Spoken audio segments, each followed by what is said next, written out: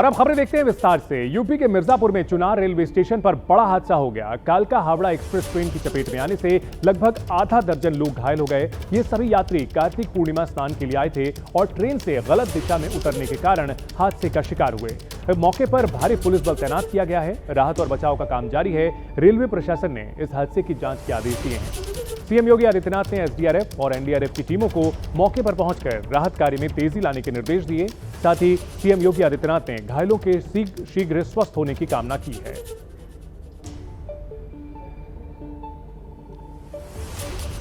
बड़ा हादसा हुआ है। ट्रेन की चपेट में श्रद्धालु आए। एक गलती हुई कि इन्होंने रॉन्ग साइड से ट्रेन ट्रैक पार करने की कोशिश की और इसकी वजह से गाड़ी की चपेट में आ गए। तेज रफ्तार कालका हावड़ा एक्सप्रेसवे की चपेट में आकर उनकी मौत हो गई। और इस बड़ी खबर पर हमारे सहयोगी अनुज श्रीवास्तव हमारे साथ जुड़ चुके हैं। अनुज, फिलहाल क्या स्थिति है राहत और बचाव की, वहां पर घायलों की संख्या और मृतकों की संख्या के बारे में क्या जानकारी? चंदन, आज कार्तिक पूर्णिमा का दिन है। आज कार्तिक पूर्णिमा में लाखों लोग गंगा स्नान करने आते हैं और ऐसे में ही श्रद्धालु मिर्जापुर के चुनार में गंगा स्नान करने जा रहे थे, क्योंकि ट्रेन से आए थे और वो कालका ट्रेन थी और उल्टे दिशा में उतरने से लगभग 4 से 6 श्रद्धालु के कटने की पुष्टि हुई है। और ये इसमें मुझे लगता है कि घायल नहीं है ऐसे, लेकिन जितने लोग प्लेटफॉर्म से गलत उतर गए थे वो सारे कट गए हैं। तो लगभग 4 लोगों को कटने की सूचना आई है और राहत कार्य जारी है। वहाँ पे सभी जो आरपीएफ के लोग और रेलवे के अधिकारी वहाँ पहुँच गए हैं। बहुत शुक्रिया अनुज। तो भीषण हादसा हुआ है यूपी के मिर्जापुर में। 4 से 6 लोगों के कटने की जानकारी मिल रही है। गलत दिशा में उतरने की वजह से यह भीषण हादसा हुआ है यूपी के मिर्जापुर में। सीएम योगी आदित्यनाथ ने दुख जताया है। रेल प्रशासन ने जांच के आदेश दिए हैं। बड़ी संख्या में लोग स्नान करने के लिए पहुंचे थे और नदी में स्नान करने से पहले यहां मौत के मुंह में समा गए। भीषण हादसा हुआ है। छोटी सी लापरवाही जान पर भारी पड़ी है। गलत दिशा में उतरने की वजह से तेज रफ्तार ट्रेन की चपेट में आकर के अब तक 4 लोगों के मरने की पुष्टि हुई है, लेकिन और लोगों की भी जान जा सकती है। सीएम योगी आदित्यनाथ ने इस हादसे को लेकर दुख जताया है। राहत कार्य में तेजी लाने के निर्देश दिए हैं। एसडीआरएफ और एनडीआरएफ को मौके पर पहुंचने के निर्देश सीएम योगी आदित्यनाथ ने दिए हैं। राहत और बचाव के काम तेज करने के निर्देश मुख्यमंत्री ने दिए हैं। चुनार रेलवे स्टेशन पर हादसे को लेकर के ये बड़ी अपडेट आ रही है। रेलवे ने इस मामले में जांच के आदेश दिए हैं, लेकिन इन सबके बीच राज्य सरकार की ओर से जो राहत पहुंचाने वाली एजेंसियां हैं उन्हें पूरी तत्परता से काम करने के निर्देश दिए गए हैं। कार्तिक पूर्णिमा के स्नान के लिए जा रहे श्रद्धालु हादसे का शिकार हुए हैं। रेल की चपेट में आने से मरने वालों का आंकड़ा 5 तक पहुंच गया है, ये जानकारी मिल रही है। ट्रेन की चपेट में आने से मरने वालों की पुष्टि 5 लोगों की मौत की पुष्टि हुई है। लगातार आंकड़े बदल रहे हैं। शुरुआत में 4 लोगों के मरने की जानकारी मिली थी, लेकिन अब मरने वालों का आंकड़ा 5 हो चुका है। आशंका ये जताई जा रही है कि मरने वालों का आंकड़ा और बढ़ सकता है। दुखद घटना हुई है। कार्तिक पूर्णिमा के स्नान के लिए जा रहे श्रद्धालु रेलवे स्टेशन पर हादसे का शिकार हो गए। यूपी के मिर्जापुर की ये भीषण वारदात की तस्वीरें भी आपको दिखा रहे हैं। तो यूपी के मिर्जापुर में चुनार रेलवे स्टेशन पर यह बड़ा हादसा हुआ है। कार्तिक पूर्णिमा के स्नान के लिए जा रहे श्रद्धालु रेलवे स्टेशन पर गलत दिशा से उतरे और ये भूल जानलेवा साबित हुई है। कार्तिक पूर्णिमा के स्नान के लिए आ रहे श्रद्धालु 5 लोग मौत के मुंह में जा चुके हैं। मरने वालों का आंकड़ा भी और बढ़ने की आशंका जताई जा रही है। इन सबके बीच मुख्यमंत्री योगी आदित्यनाथ ने यहां एनडीआरएफ और एसडीआरएफ को अलर्ट कर दिया है, तत्परता से काम करने को कहा है। भीषण हादसे की तस्वीरें भी हम आपको दिखा रहे हैं, लेकिन यह हादसा इतना भयावह है कि इसे आप आपको धुंधला करके ही दिखा सकते हैं।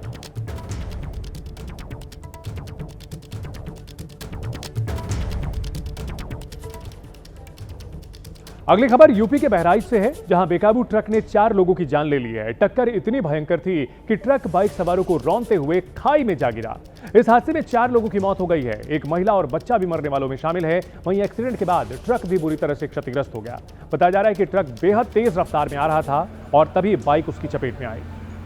ट्रक बाइक को रौंदते हुए खाई में जा गिरा। बहराइच के रामगांव इलाके में यह भीषण हादसा हुआ है। एक्सीडेंट के बाद हाईवे पर अफरा तफरी मच गई। मौके पर पहुंची पुलिस मामले की जांच में जुटी है। तस्वीरों में आप देख सकते हैं बड़ी संख्या में यहां पर स्थानीय लोग पहुंचे हुए हैं। एक्सीडेंट के बाद बेकाबू ट्रक खाई में जा गिरा। बहराइच में यह हादसा हुआ है। तेज रफ्तार के बाद यह हादसा हुआ। बाइक को टक्कर मारी। और इस हादसे में 4 लोगों की जान जा चुकी है।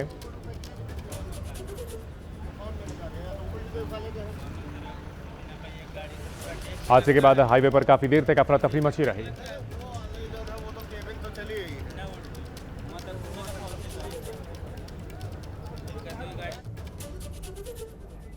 और अब बात करते हैं उत्तर प्रदेश में बीजेपी के 2 गुटों में हुए हंगामे की। अधिकारियों के सामने बीच मीटिंग में मौजूदा सांसद और पूर्व सांसद आमने सामने आ गए। खूब हंगामा हुआ, एक दूसरे पर गंभीर इल्जाम लगाए और तीखी नोकझोंक भी हुई।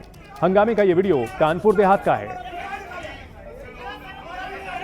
निगरानी समिति की बैठक में मौजूदा सांसद भोला सिंह और पूर्व सांसद अनिल शुक्ला वारसी के बीच विवाद खुलकर सामने आ गया। अनिल शुक्ला यूपी की मंत्री प्रतिभा शुक्ला के पति भी हैं और सांसद और पूर्व सांसद के बीच पहले भी कलह सामने आती रही है और इस बार भरी मीटिंग में दोनों आपस में भिड़ गए और हाथापाई तक की नौबत आ गई। काफी मुश्किल के बाद वहां मौजूद अधिकारियों ने दोनों को शांत कराया। दोनों ने एक दूसरे पर आरोप लगाए हैं।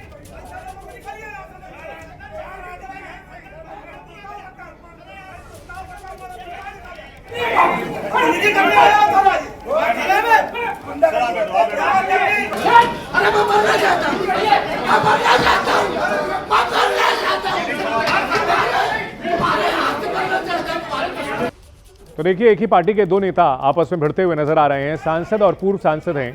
गुटबाजी के आरोप पहले भी लगते रहे हैं, कलह पहले भी होती रही है, लेकिन अधिकारियों के सामने किस तरह से आपस में गुत्थम गुत्था होते हुए दिख रहे हैं। समर्थक भी काफी यहां पर तैश में आ गए। अधिकारियों के हाथ पांव फूल गए। काफी मशक्कत के बाद दोनों माननीयों को शांत कराया गया। पूर्व सांसद जो हैं वो अनिल शुक्ला हैं और मौजूदा मंत्री के पति भी हैं वो, और उनकी भिड़ंत हुई है सांसद भोला सिंह से। 4-5 गुंडों को बैठाल करके उनको जबरदस्ती मेंबर बना के दिशा का, और इस मीटिंग पे जो है क्या नाम लोगों को टारगेट करते हैं, लोगों को बेइज्जती करते हैं और सबको जो है परेशान करते हैं, जबरदस्ती मुकदमे लिखाते हैं, फैक्ट्री वालों को टारगेट करते हैं, फिर इनके लोगों जा करके वहाँ वसूली काम करते हैं। लेकिन धमकी देना, मुझे गुंडा कहना, अपराधी कहना, तो मुझसे बड़ा कानपुर देहात में कोई बदमाश नहीं है। मैं हिस्ट्री सीटर हूँ कानपुर देहात का।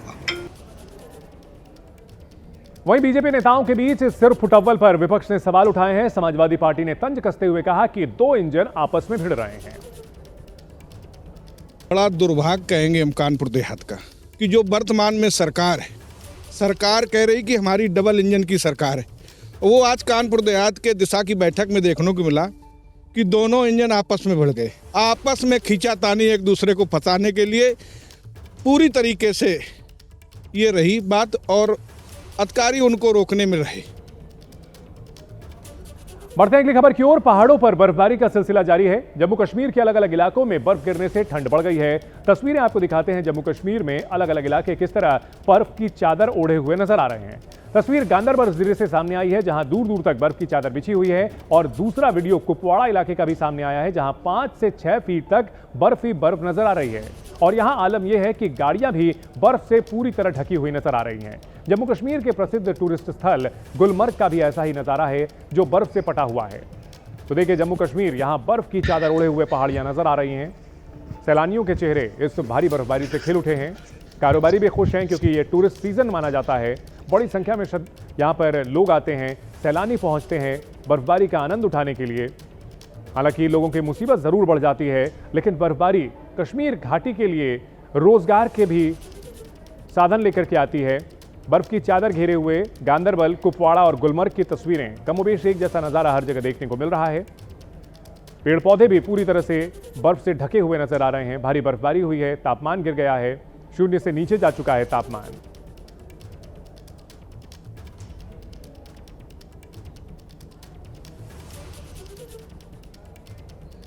देश भर में कार्तिक पूर्णिमा पर आस्था का सैलाब उमड़ पड़ा है। अलग अलग राज्यों में करोड़ों लोग आस्था की डुबकी लगा रहे हैं। आपको तस्वीरें दिखाते हैं देश के अलग अलग हिस्सों की, जहां कार्तिक पूर्णिमा पर लाखों की तादाद में श्रद्धालु पवित्र स्नान करने के लिए पहुंच रहे हैं। रामनगरी अयोध्या में सुबह से पवित्र स्नान किया जा रहा है। यूपी के अमरोहा में भी श्रद्धालुओं का तांता लगा है।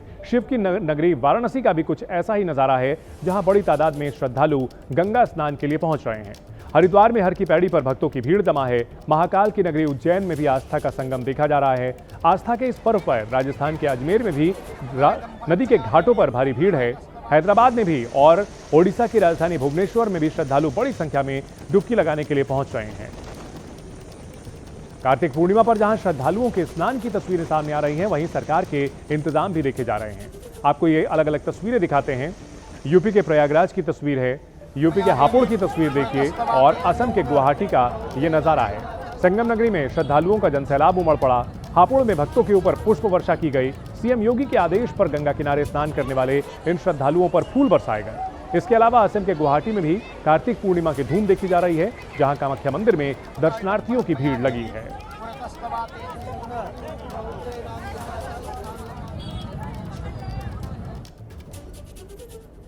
अगली खबर छत्तीसगढ़ के बिलासपुर से है, जहां एक मेमू ट्रेन और मालगाड़ी आपस में टकरा गई। टक्कर इतनी जबरदस्त थी कि मालगाड़ी का गार्ड केबिन मेमू ट्रेन के इंजन में घुस गया और मेमू का पहला डिब्बा मालगाड़ी के ऊपर चढ़ गया, जिससे रेल यातायात ठप हो गया। इस हादसे में 8 लोगों की मौत हुई, वहीं कई लोग घायल हुए हैं, जिसको लेकर रात भर रेस्क्यू ऑपरेशन चलाया गया। कड़ी मशक्कत के बाद एक क्षतिग्रस्त बोगी को रेलवे ट्रैक से हटाया गया और तब जाकर रेल लाइन फिर से शुरू हो पाई।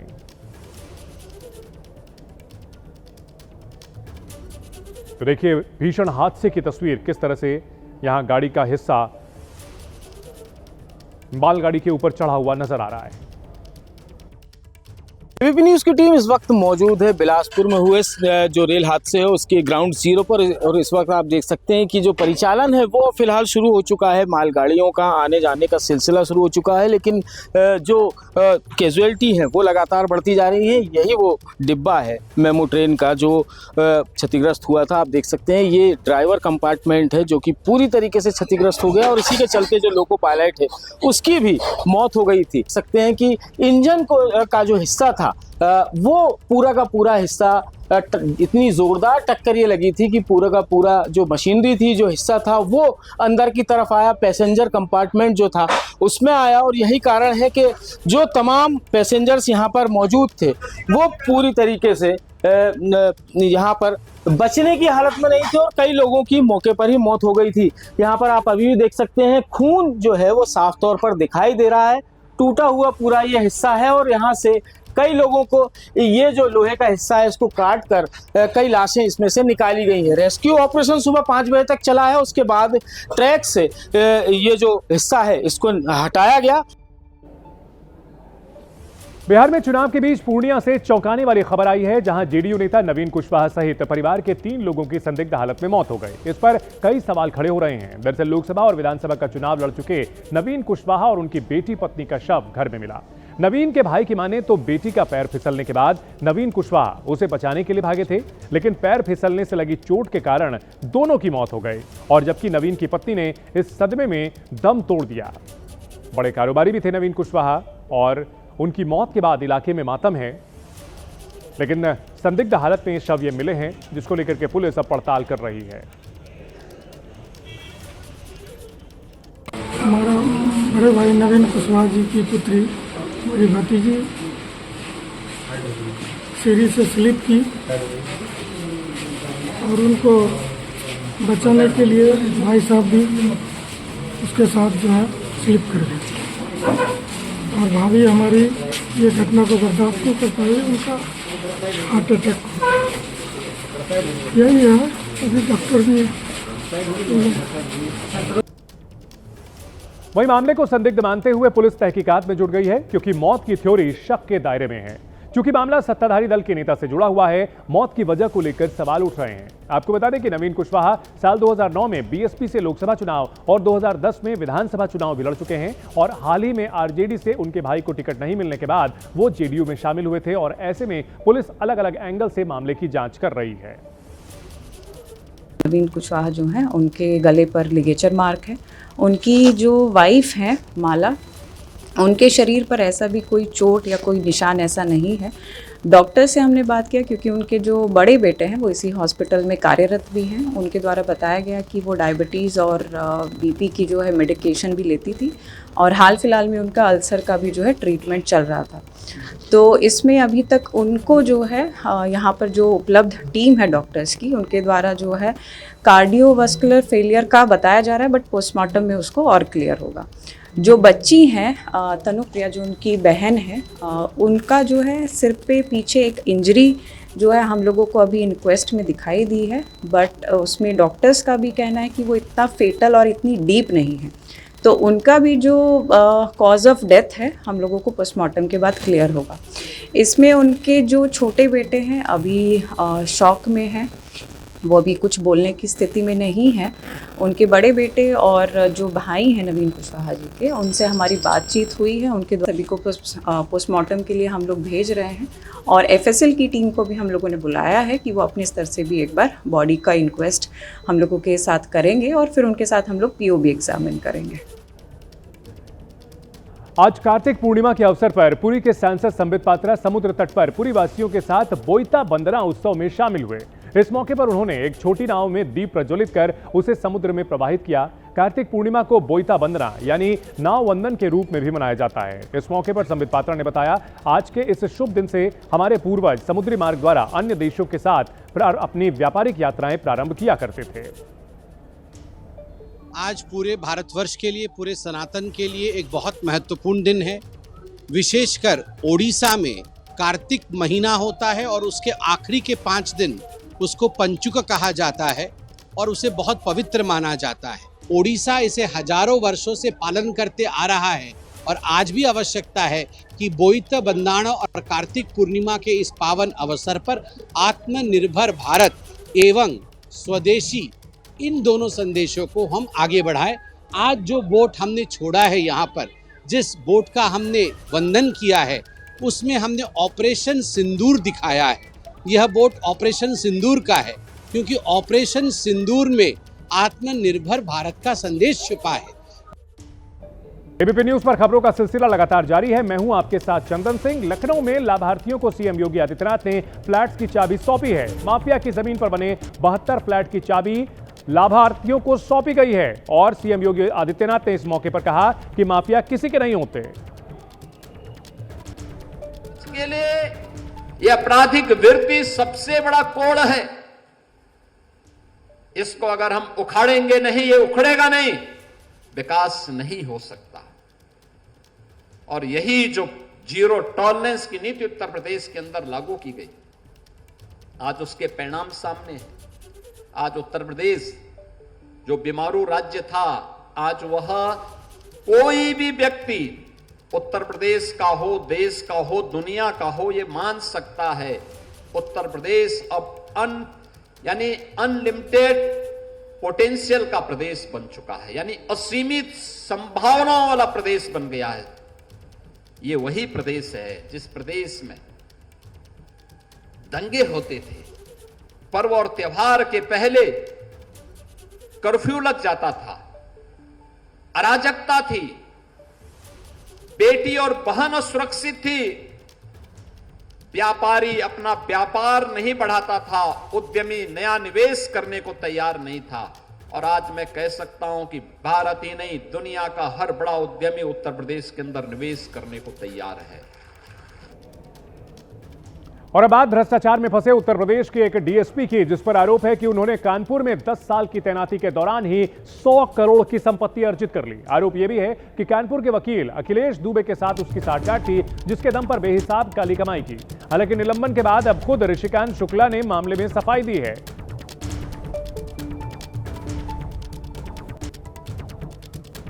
तो 100 करोड़ की काली कमाई में फंसे डीएसपी ऋषिकांत की सफाई। निलंबित होने के बाद ऋषिकांत शुक्ला ने जवाब दिया कि मेरे खिलाफ साजिश की गई है, लेकिन सरकार पर भरोसा जताया है। जिन माफिया पर मैंने कार्रवाई की, उन्होंने मेरे खिलाफ साजिश रची। 100 करोड़ की संपत्ति वाली बात सरासर झूठी है, ऋषिकांत शुक्ला ने अपनी सफाई में यह दावा किया है। मेरे अखिलेश दुबे जी से एक लीगल एडवाइजर और एक पुलिस अधिकारी के संबंध है। मैं उनसे जब भी कोई टेक्निकल मामला होता था, उनसे मैं इस संबंध में कुछ लीगल एडवाइस के लिए जाता था। और कानपुर की पोस्टिंग के दौरान मेरे उनसे कई बार बातचीत हुई और लीगल एडवाइस मैंने लिया। मेरे उनसे संबंध के एक लीगल एडवाइजर और एक पुलिस अधिकारी के हैं। और एक दूसरा आरोप जो लगाया जा रहा है कि 33 कंपनियां मेरे बेटे के नाम से है, ये सरासर झूठ है। कोई भी ऐसी कंपनी मेरे बेटे के नाम से नहीं है। और कोई भी अगर इस तरह बताता है तो ये भ्रामक सूचना है, ये गलत सूचना है।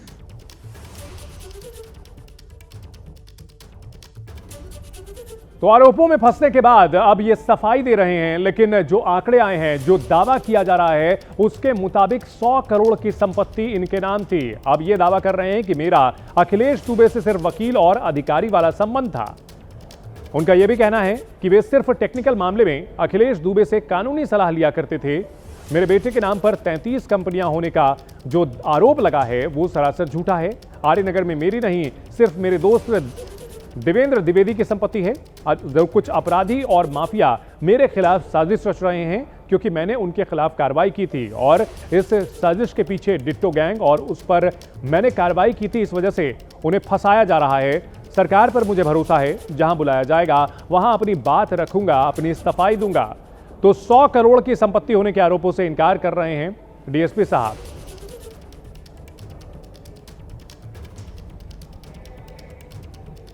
तो फिलहाल ऋषिकांत शुक्ला खुद को बेगुनाह बता रहे हैं। विजिलेंस की कार्रवाई पर भी खुद को ये सवाल खड़े कर रहे हैं और ये दावा कर रहे हैं कि साजिश की गई है उनके खिलाफ। लेकिन इनको लेकर क्या कुछ सामने आया है वो आपको बताते हैं। आय से अधिक मामले में निलंबित किए गए हैं शुक्ला जी, और कानपुर में 10 साल की तैनाती के वक्त 100 करोड़ की संपत्ति अर्जित करने का इन पर आरोप लगा है। कानपुर नगर आयुक्त की शिकायत पर जांच में 100 करोड़ की संपत्ति का खुलासा हुआ है। कानपुर के वकील अखिलेश दुबे से इनकी सांठगांठ थी। बेहिसाब कमाई इन्होंने इस सांठगांठ के दम पर की थी। कानपुर के आर्यनगर में पड़ोसी के नाम पर 11 दुकानें खरीदने का खुलासा हुआ।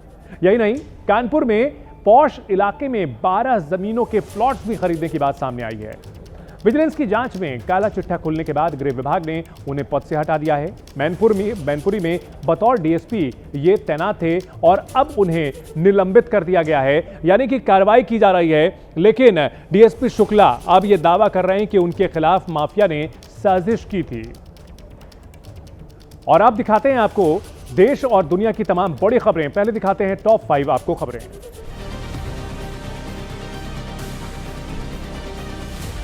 एमपी के उज्जैन में चला प्रशासन का बुलडोजर। महाकालेश्वर मंदिर पहुंच मार्ग पर आने वाले मकान और होटल को हटाया गया। मुंबई के वडाला में मोनोरेल का ट्रायल रन फिर हुआ बंद। ट्रायल रन के दौरान मोनोरेल का आगे का हिस्सा क्षतिग्रस्त हुआ, तकनीकी खराबी बनी वजह। कार्तिक पूर्णिमा पर हरिद्वार पहुंचे हजारों की संख्या में लोग। हर की पैड़ी पर गूंजे जय गंगे के नारे। ब्रह्मकुंड और आसपास के घाटों पर गंगा स्नान के लिए भारी भीड़ देखी जा रही है। यूपी के मऊ में तेज रफ्तार ट्रक के नीचे घुसी बाइक। 100 मीटर तक घसीटता हुआ ले गया ट्रक। सड़क पर निकलती दिखी चिंगारी। हादसे में बाइक पर सवार पति पत्नी घायल। पुलिस ने ट्रक को जब्त कर लिया। जम्मू कश्मीर के गांदरबल में बदला मौसम। जमकर हुई बर्फबारी। जोजिला पास समेत कई जगहों पर बर्फ की सफेद चादर बिछी। आसपास के कई इलाकों में बर्फबारी हो सकती है। और बड़ी खबर आ रही है आरजेडी कार्यालय से। लालू यादव की तस्वीर हट गई है। कार्यालय के सामने नहीं लगे लालू यादव के पोस्टर। आरजेडी कार्यालय पर सिर्फ तेजस्वी और राबड़ी देवी की तस्वीर है। कल रैली में प्रधानमंत्री मोदी ने भी जिक्र किया था। लालू की तस्वीर हटाए जाने पर पीएम ने सवाल उठाए थे और इन सब के बीच लालू यादव की तस्वीर आरजेडी दफ्तर के बाहर से भी हटा ली गई है। लालू यादव जो कि आरजेडी के संस्थापक हैं और सबसे बड़े नेता हैं, लेकिन अब पोस्टर्स उनके हटाए जा रहे हैं और आरजेडी ऑफिस के बाहर से पोस्टर हटाना यह निश्चित तौर पर कहीं ना कहीं किसी बड़े सियासी बदलाव का संकेत देता है और इस पर प्रधानमंत्री नरेंद्र मोदी भी चुटकी लेते रहे हैं।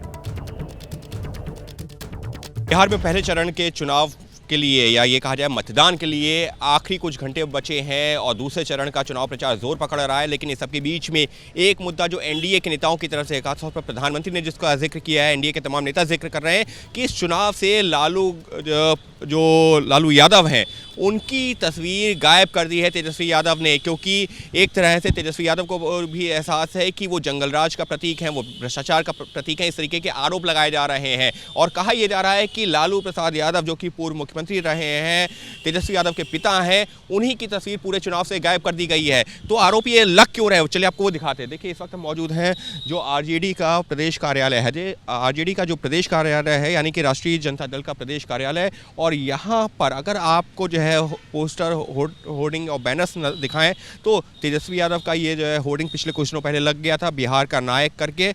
लेकिन इसके साथ ही में अब अगर हम इस पूरे कार्यालय के बाहर और अंदर की बात करें तो आपको जो है देखिए यहाँ पर राबड़ी देवी की तस्वीर नज़र आती है मुख्य द्वार पर ही, लेकिन दूसरी तरफ ये खाली है। यहाँ पर कुछ दिनों पहले तक तेजस्वी यादव की तस्वीर थी, लेकिन अब जो है राबड़ी देवी की तस्वीर आपको नज़र आती है। थोड़ा सा आगे बढ़ते हैं तो तेजस्वी की एक और बड़ा होर्डिंग लगा हुआ है जिस पर हर वादा पूरा करेंगे, हमारा वादा है, माँ बहन मान योजना 2500 रुपये प्रति माह, इस तरीके के जो उन्होंने घोषणाएं की हैं उसका जिक्र किया गया है। बाहर भी अगर आप देखेंगे तो जो नीचे भी जो बैनर्स और पोस्टर्स लगे हैं उस पर भी आपको सिर्फ तेजस्वी की तस्वीर नज़र आएगी और उसकी जो दलील ये दी जा रही है कि वो मुख्यमंत्री का चेहरा वही है, तो ऐसे में उनकी जो है तस्वीर हर जगह इस्तेमाल की जा रही है। और ये भी आपको सुनाते हैं कि आखिर कल कटिहार की जनसभा में प्रधानमंत्री मोदी ने लालू परिवार पर निशाना साधते हुए क्या कहा था।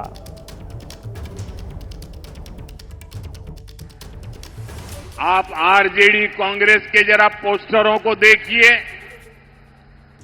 जो सालों साल तक यहां मुख्यमंत्री रहे, जो बिहार में जंगल राज लाए, उनकी तस्वीरें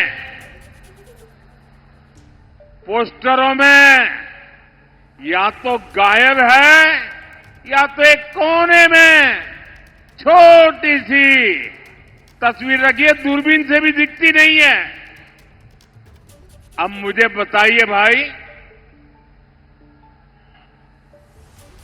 जो इतने बड़े उनके लिए नेता थे, जिनके परिवार के सारे लोग चुनाव के मैदान में हैं, और फिर ये छुपा छुपाई क्यों हो रही है। बड़ी खबर आ रही है, मुंबई में एक बार फिर मोनो रेल में तकनीकी खराबी आ गई है और इस वजह से इसका ट्रायल रोका गया। वडाला में रेल का एक हिस्सा और ट्रैक क्षतिग्रस्त हो गए।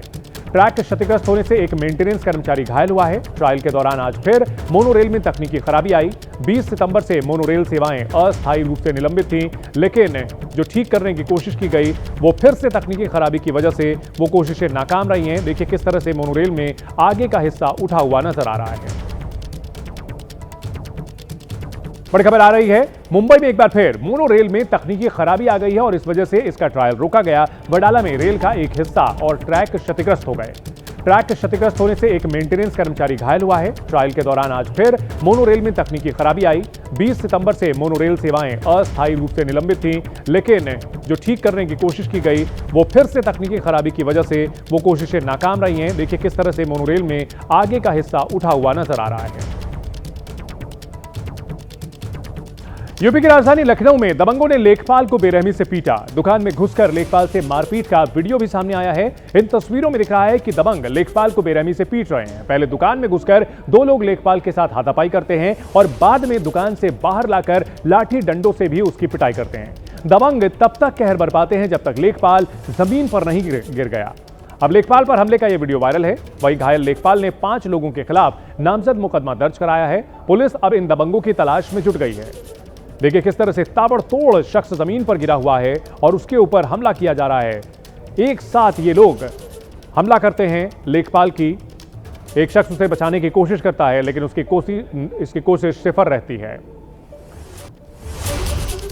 यूपी के मऊ में दर्दनाक हादसा हो गया, जहां एक तेज रफ्तार बाइक ट्रक में घुस गई। यह टक्कर इतनी भयानक थी कि बाइक ट्रक के नीचे फंस गई और 100 मीटर तक घिसटती रही। इस एक्सीडेंट में बाइक पर बैठे पति पत्नी बुरी तरह से घायल हो गए, जिनका इलाज अस्पताल में चल रहा है। इस एक्सीडेंट को जिसने भी देखा उसकी रूह कांप गई। मौके पर मौजूद लोगों ने इसका वीडियो बना लिया, जो अब सोशल मीडिया पर वायरल हो रहा है। बताया जा रहा है कि बाइक सवार ट्रक के बिल्कुल पीछे थे, जो अचानक ट्रक की चपेट में आ गए। गनीमत यह रही कि जैसे ही बाइक गिरी वो बाइक ट्रक में फंस गई और मौके पर पहुंची पुलिस ने ट्रक को कब्जे में ले लिया और मामले की जांच में जुटी है।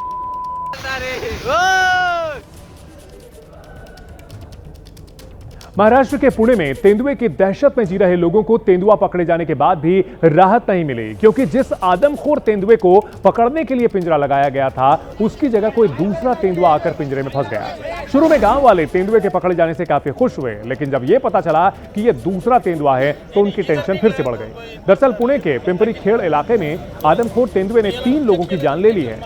वन विभाग की टीम तेंदुए को पकड़ने में लगी है। जिस तेंदुए को पकड़ने के लिए पिंजरा लगाया वो पकड़ में नहीं आया, दूसरा तेंदुआ फंस गया।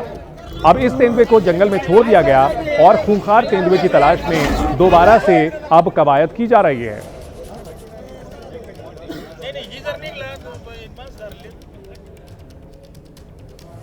बिहार में चुनाव के बीच पुलिस प्रशासन अलर्ट है। छपरा में पुलिस की टीम ने बड़ी कार्रवाई कर लाखों रुपए कैश और जेवरात बरामद किए। आपको तस्वीरों के जरिए दिखाते हैं कि पुलिस की टीम 500 रुपए के नोटों की गड्डी को इकट्ठा कर रही है। बताया जा रहा है कि गुप्त सूचना के आधार पर पुलिस की टीम ने सारण में विक्की नाम के शख्स के घर छापा मारा।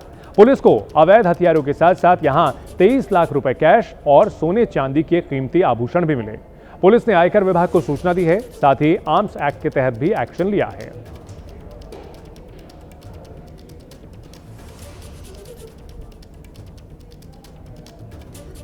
अगली खबर अमेरिका से है, जहां लुइसविले मोहम्मद अली अंतर्राष्ट्रीय हवाई अड्डे पर दर्दनाक हादसा हुआ। यहां हवाई अड्डे से उड़ान भरने के तुरंत बाद ही एक यूपीएस कार्गो प्लेन हादसे का शिकार हो गया।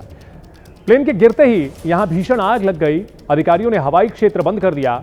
बताया जा रहा है कि यूपीएस के flight 2976 McDonald Douglas MD-11 F1 के उड़ान भरते ही कुछ देर बाद यह हादसा हो गया। देखिए किस तरह से आग की लपटें उठती हुई नजर आ रही हैं। प्लेन हादसे का शिकार हुआ है। इस हादसे में 3 लोगों की मौत हुई है। केंटकी के लुइसविले में भीषण हादसे के बाद देखिए किस तरह से आग का गुबार उठता हुआ दिखा। भीषण आग के बाद काले धुएं ने पूरे एयरपोर्ट को अपनी चपेट में ले लिया।